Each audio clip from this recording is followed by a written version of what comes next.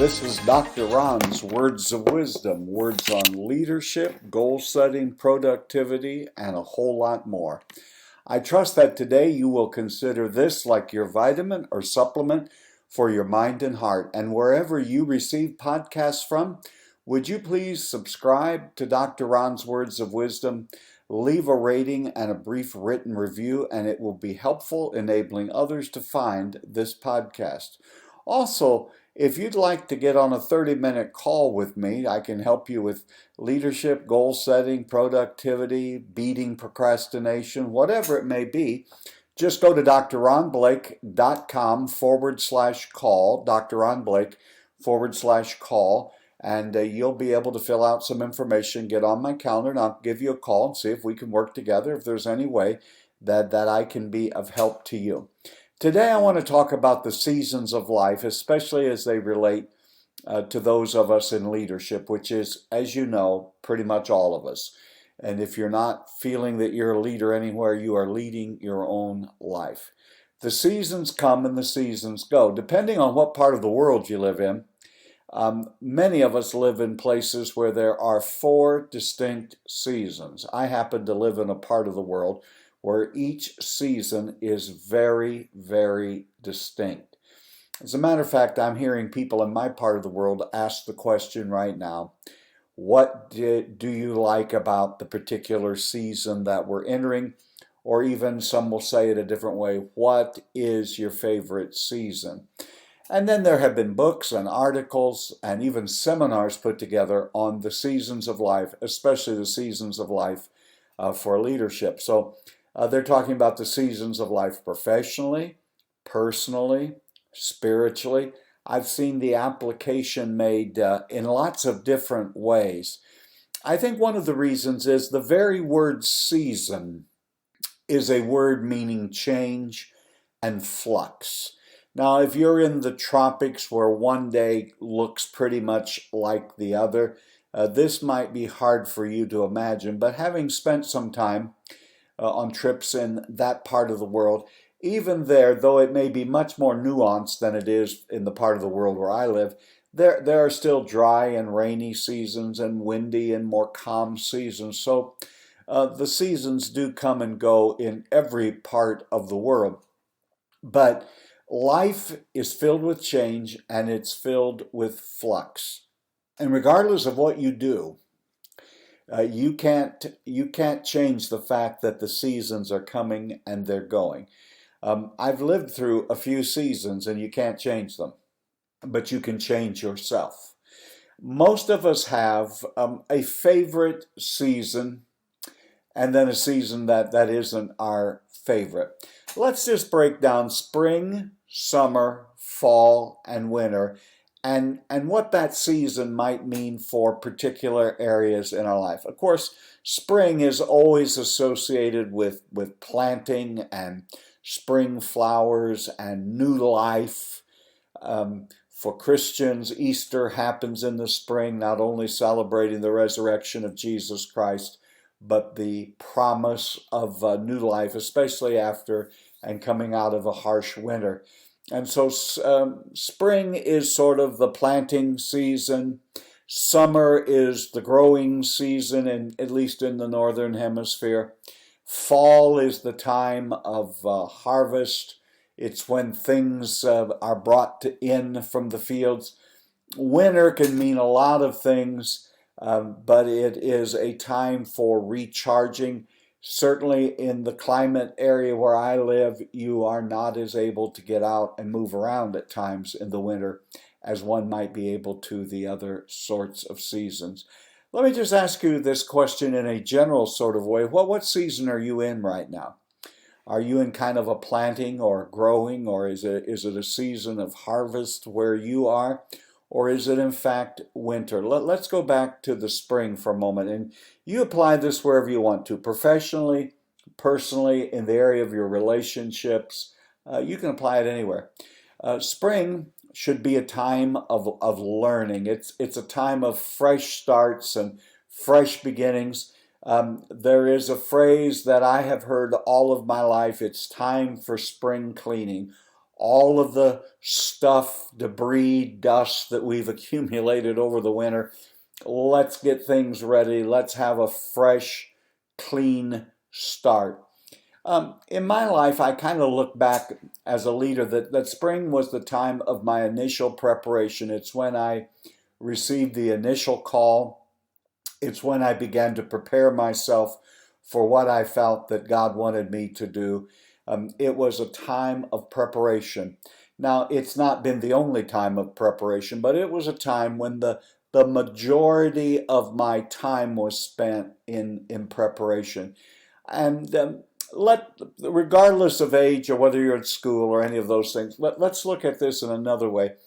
There'll be some of you who are listening to this podcast and some of you who are watching the Facebook Live that it's sort of a springtime in your life regardless of your age. You're in the process of getting prepared. There are some people who are even getting prepared for the next phase of their life, the next job they're going to do, perhaps retirement or refirement or however they're going to do.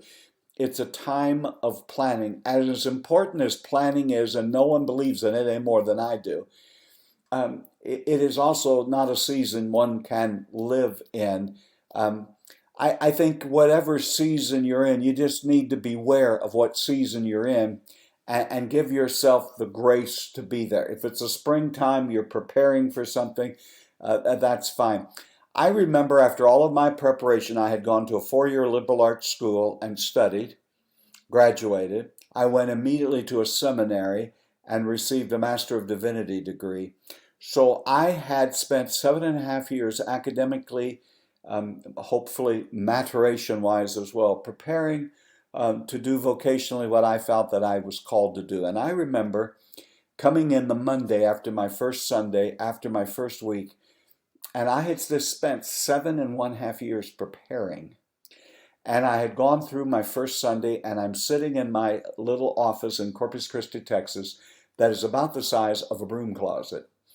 And I have given everything I know. I've said more than I knew the day before. This is pre-internet and pre-computer. I had a yellow pad, my books, my Bible, my pen. And I can remember the sensations of the smell, the feeling, the sights as I was gathered in that little room.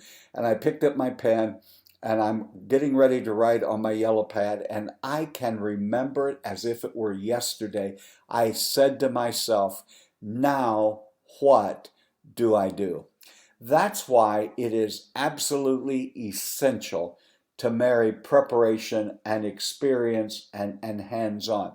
Though I had academically prepared, though I had a great foundation, I believe I had a great theological and biblical education, it's a little different when you get out to the street level and have to begin fulfilling all of that. So preparation is wonderful. You must be prepared. You hear me talk about it all the time. But don't just get stuck in preparation. We prepare in order to be able to do something. Let's talk about summer. Summer is a time of fulfillment. It's a time of growth. And in those early days of my leadership, I was growing and stretching. It was a time to try new things. It was a time to try different things. It was a time to try some new things. And summer is a favorite season of mine because I like warm weather and I like the sun. And so for summer, for your leadership can express and be representative of a time to grow. It's things are exciting, things are new. I was beginning to take my preparation and put it into practice in the lives of people, in the lives of what I'm doing. Let me once again go back to preparation. Preparation isn't a season. Preparation is a continuum. You need to always be preparing, but there are indeed seasons where we're preparing. And then there are those seasons of growth. Fall is a time of harvest. It's a time to tend to the things we've been doing. Again, each season reminds us that life is in flux and that life changes. I just read an article the other day about talking about the aging process as a season, and I hesitate to tell you according to where I am, what season of life that I'm in. But harvest is sort of the payoff of the spring planting and all that you did, and the growth and the tending in the summer. And then winter, for many people, sort of symbolizes death and destruction, and shut your doors, turn on the fire, and don't go out. But winter is also a wonderful time to evaluate. The way our calendar falls is that it's right in the middle of all of that is when we turn over into a new year, so we can begin even before spring thinking about new things we want to do, new seasons we hope to attend to. The other thing is it's a time to appreciate all that has happened in your life. I'm reminded of what the writer of Ecclesiastes said in chapter 3, verse 1. There is a time and a season for everything. A time to be born, a time to die, a time to laugh, a time to cry, time to tear down, time to build up. Don't resent the season that you're in. You've been preparing for it all of your life. I think there are something about the seasons that you need to think about. First of all, you can't enter a new season when you're unwilling to leave the present season. I meet people all the time who are stuck in some past season of their life. Back when they were younger, back when things worked better, back when everything was going their way. Life requires a degree of being uncomfortable. All change makes us somewhat uncomfortable. But every season you and I face in life, in leadership, is an opportunity to learn and an opportunity to grow. There have been in my life seasons of pain, seasons of waiting. Perhaps the most difficult in the human experience is when you're in what you feel is a waiting period. And if that's what you are, just embrace the current season you're in. Now, let me remind you, you don't really have a whole lot of choices. You can't fight it.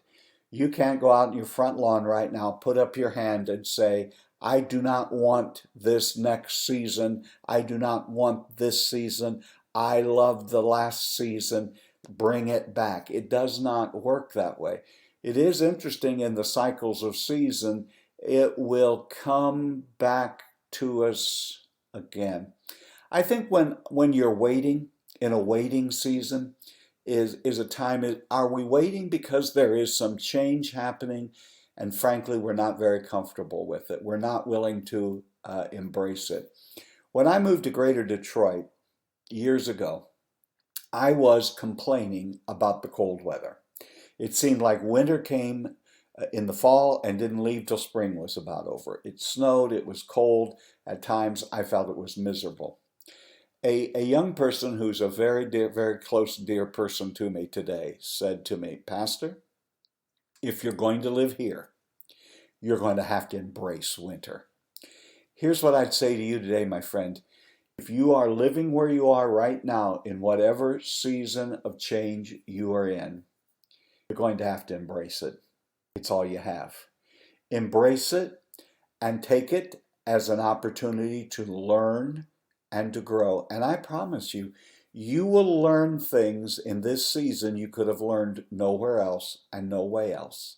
You will grow in ways you can't even imagine.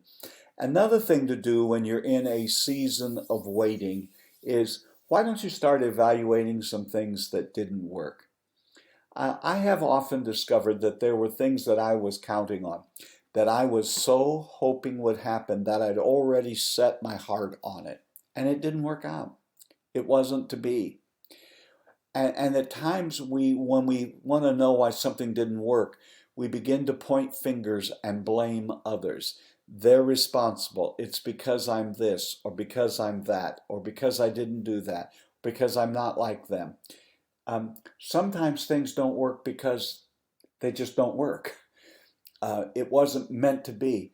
There could be another reason, a reason you may in fact never know, but there's a reason it didn't work. Why don't you? The worst thing you can do is to never have introspective moments of evaluating your own heart and what part I played to contribute to a particular situation and circumstance in my life. I think when I'm in a waiting season is a time to let go of negativity. Here's what I have noticed so much. People are so drowning in negativity that all they can do is criticize. All they can do is find fault with everyone else. They act as if they have no control over their present circumstance. God is ultimately in control, and you are in control of your attitude. You're in control of how hard you work. You are in control. Are you willing to make the necessary changes? And so I would just advise you as a leader, let go of the negativity in this time of season of waiting and just embrace the current season of your life. I noticed today that many of the trees in the part of the world where I live are losing their leaves. Yet I didn't see one of the trees worried about it. We worry so much about what we're going to lose and what others think and how will I make it and what will become of me and how am I going to get through this. Seasons come and seasons go. There is a purpose for every season. Embrace it. And the great thing that I learned about every season is everyone starts somewhere. I think it was Ralph Waldo Emerson who said that every artist was first an amateur. No one starts a professional. No one starts out skilled or knowledgeable. We all have to start somewhere. I don't know what season of life you're in, but what I'm going to say to you right now is don't miss the opportunity. Let go of things that didn't work. Let go of negativity. Go ahead and embrace the change that is happening in your life. Make it a learning and growing opportunity. You've been listening to Dr. Ron's Words of Wisdom, words on leadership, goal setting, productivity, and a whole lot more. I trust that today this has been like a vitamin or a supplement for your mind and heart. And wherever you receive podcasts from, would you please subscribe to Dr. Ron's Words of Wisdom and leave a brief rating and written review? It would be very helpful. And hey, if you'd like to see if I can be of any help to you or we could work together, go to drronblake.com/call, drronblake/call, and you fill out the information there. And I'll be notified, and I will call you on my cell phone and see if there's anything that I can do to work with you or help you or to be a blessing. Remember, my leadership friend, you are doing better than you think you are. And until next time, this is Dr. Ron saying have a great and blessed day.